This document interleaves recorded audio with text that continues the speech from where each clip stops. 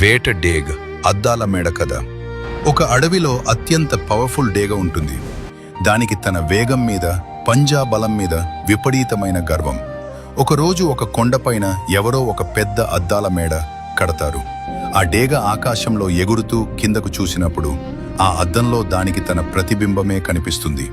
కాని గర్వంతో కళ్ళు మూసుకుపోయిన ఆ డేగ అద్దంలో ఉన్నది తనలాంటి ఇంకో బలమైన శత్రువు అనుకుంటుంది. ఈ అడవిలో నేనే నెంబర్ 1, నన్ను ఎదిరించే మొగాడు ఎవడు అనే అహంకారంతో ఆ అద్దంలో కనిపిస్తున్న పక్షిని చంపడానికి ఆకాశమంత ఎత్తు నుండి విపరీతమైన వేగంతో కిందికి దూసుకొచ్చి ఆ అద్దాన్ని బలంగా ఢీకొడుతుంది. అంతే, ఆ దెబ్బకు అద్దం పగలలేదు, కాని డేగ తల పగిలి రక్తం కక్కి క్షణాల్లో ప్రాణాలు వదులుతుంది.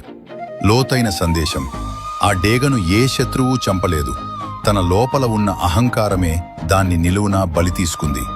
ఈ రోజుల్లో కూడా అంతే. చాలామంది పక్కవాడి ఎదుగుదలని చూసి తట్టుకోలేక వాడి మీద గెలవాలి, వాడిని తొక్కేయాలి అని విపరీతమైన కోపంతో, ఈర్ష్యతో నిర్ణయాలు తీసుకుంటారు.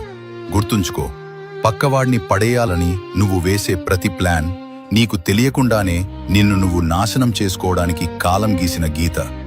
అహంకారాన్ని పక్కన పెట్టు, నీ పని మీద ఫోకస్ చెయ్యి.